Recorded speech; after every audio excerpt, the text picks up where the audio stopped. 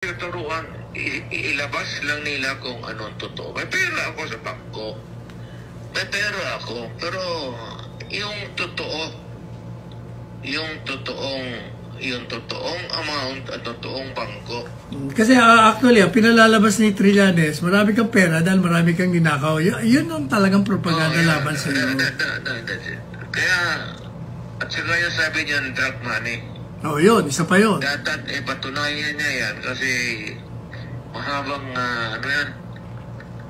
kailangan niya i-link niya ako doon sa hanggang dulo ng daigdig kung saan yan. Because if he cannot prove it, then he goes to sa karami niyang level na masasalubong. Surely, yung isa dyan, hindi lang fine. Imprisonment talaga. Para baka sabihin ng tao, totoo. Sabi ko na isang kapiting doon, wala. Totoo yan. Alam niyo, pinapaliwanag ko ngayon dito sa TikTok ko ngayon na walang... Sabi ko nga kung totoo yan, I will ask my daughter to resign as Vice President. At yung anak ko, Mayor, mag-resign dapat. Dapat lang kung totoo. At ako, wala naman akong posisyon. Pero ngayon, para ayaw ko na lang magsalita, basta ako mag-file ng kaso. Patunayan niya sa korte kung puro kapalastugan na figures. Wrong spelling pa yung ng patuting. Wrong spelling pa? Alin ang wrong spelling? Ano ba yung wrong spelling niya? Alin ba? Alin ang wrong spelling doon?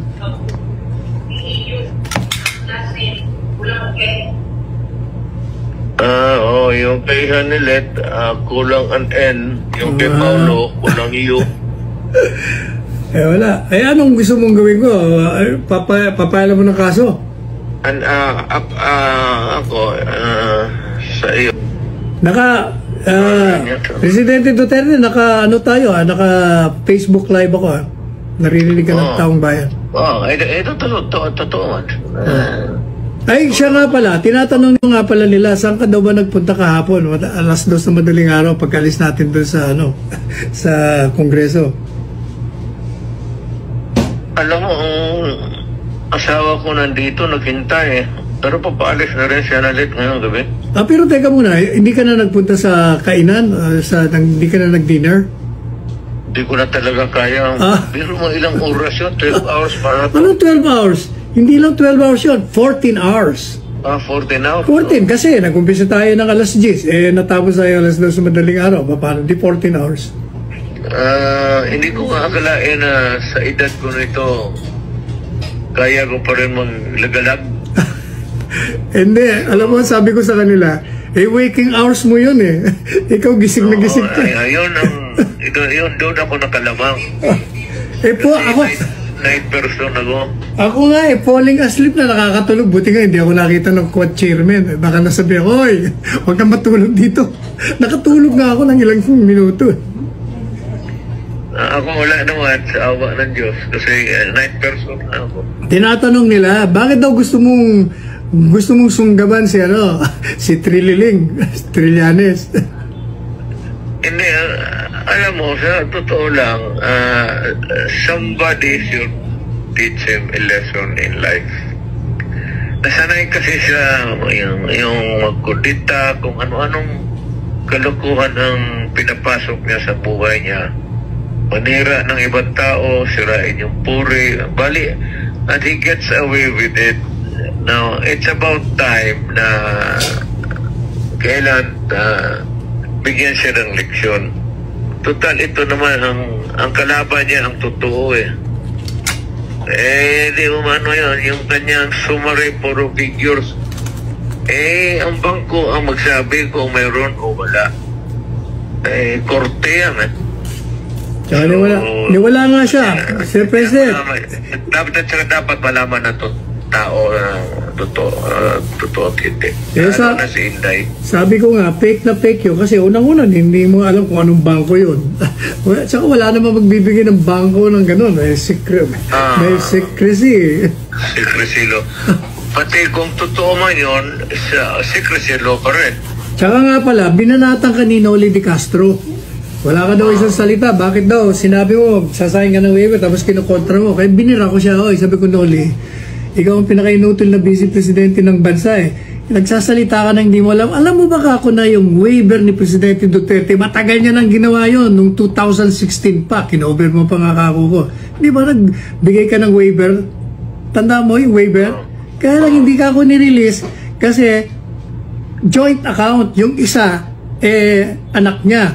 Kaya yung bangko, hindi nirelease. Pero sa totoo lang, pinarelease niya pa rin. Ang laman ng kanyang bangko ay 15 or 16,000 pesos lamang. Hindi ba? Tayo walang yata.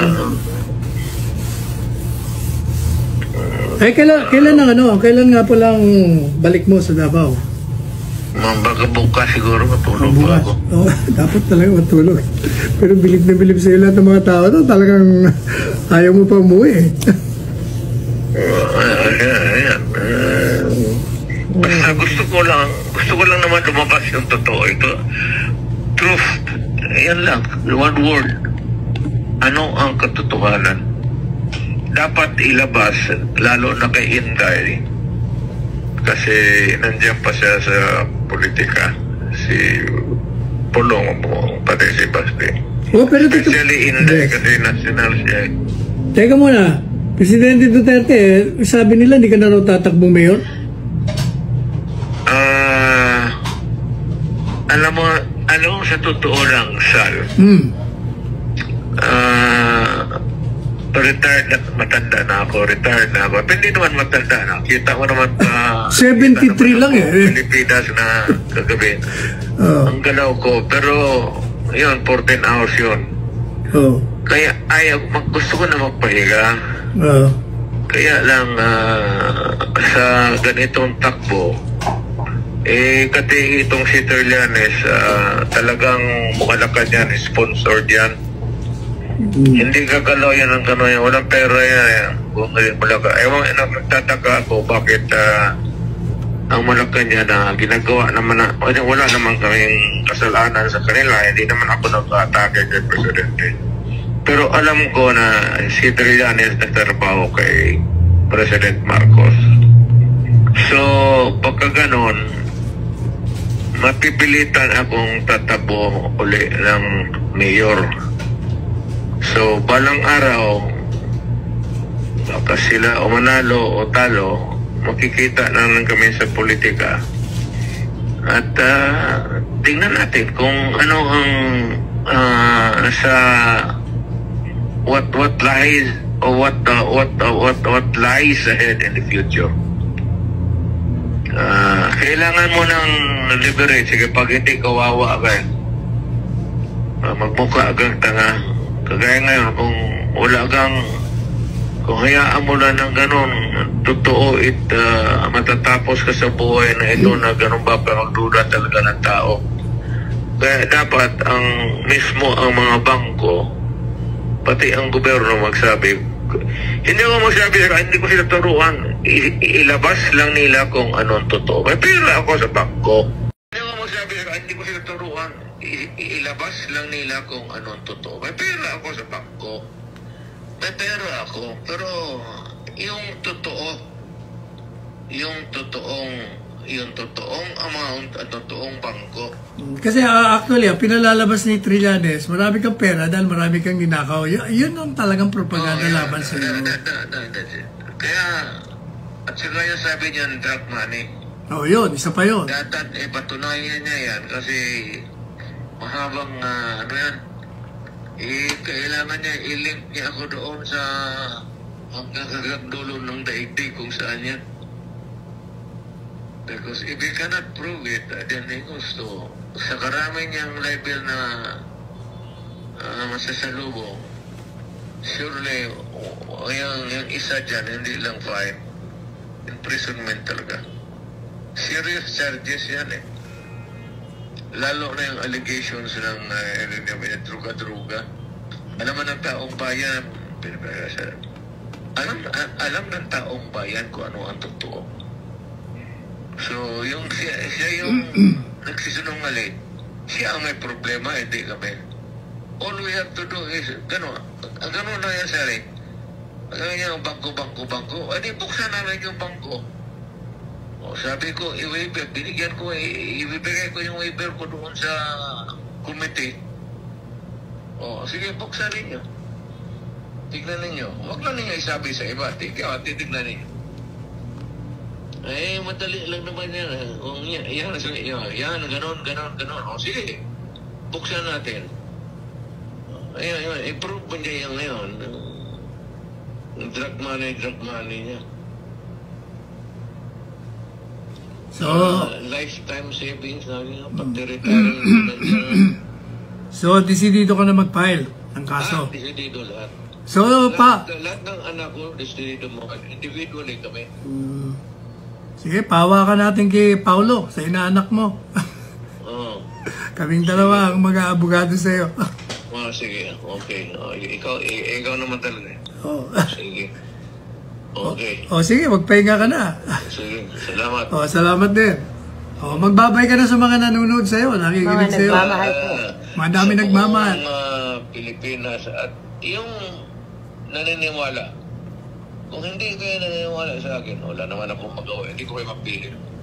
Pero kung yung naniniwala sa yung katarungan at yung sa pagkatao ko, all you have to do is to go to Davao at tingnan ninyo kung ano ang sitwasyon ko sa buhay. Malaman ninyo ang totoo. Alam mo ba, Presidente Duterte, yung TikTok ko kanina, umabot ako ng almost 9,000. Ano yan, incredible yan. Kasi ordinary, less than 1,000 lang eh. Hindi, nung pumasok ka, nawala na sila. Kasi dito nandito sila ngayon. Dyan sila? Kasi nung pumasok ka, itong ginagamit kong telepono. Pero ngayon, nakikita ka na nila. O naririnig ka pala. We love you, Tatay Digong. Puro nga we love you nakalagay rito. Ako sa ito, tumaan ako pagka-presidente. Gusto ko magnakaw ng bilyon noon pa. At saka kayang nakawin. Hindi ka nga nagnanakaw. Ang dami nga nagdo-donate. Ayaw mo eh. Ako magpapasok yan sa druga. Puta ka. Yan ang sabihin ko sa taong bayan. Kaya kong hakutin ang pera ng kung saan-saan nung presidente ako. Pero nung lumabas ako, taas no ako, isang 5 centimos wala ako. Dinala na sobra sa bayad ng gobyerno sa akin. So, diyan tayo magtapos. We will end up yung ano yung totoo. Ang panlaban, Yes. Ang panlaban mo kay Trillanes, alam ko hindi naman lalaban ng barila niya, kung hamunin ko. Definitely. Kita mo kahapon Takot. Hawak-hawak ko pa na yung microphone, pa-dive na siya.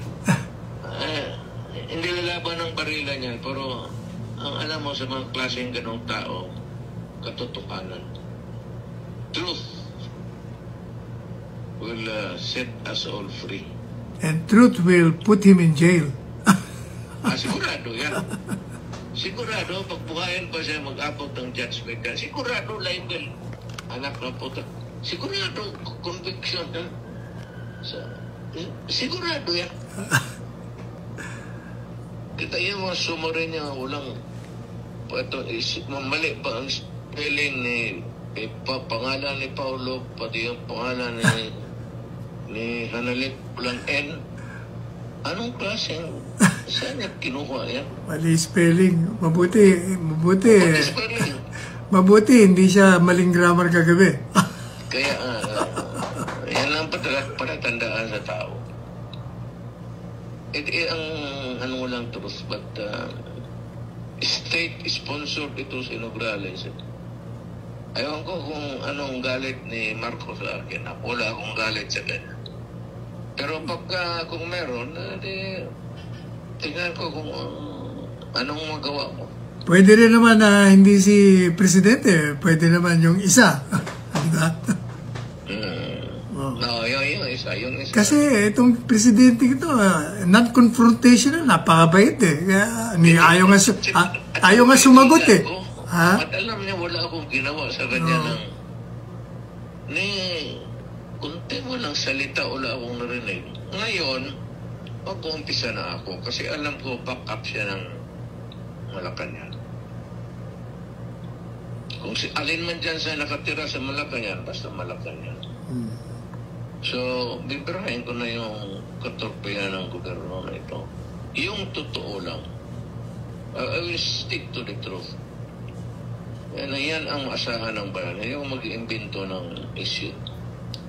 Naging fiscal ako, naging mayor ako, naging presidente ako. Dito lang tayo sa totoo. Hindi tayo lalabas sa totoo. Approve. O sige, magpahinga ka na. Bago ka umalis, magkita tayo. Okay. Alright, thank you. Thank you. Bye. Ayan, nakita nyo at narinig nyo. Narinig nyo si Presidente Duterte.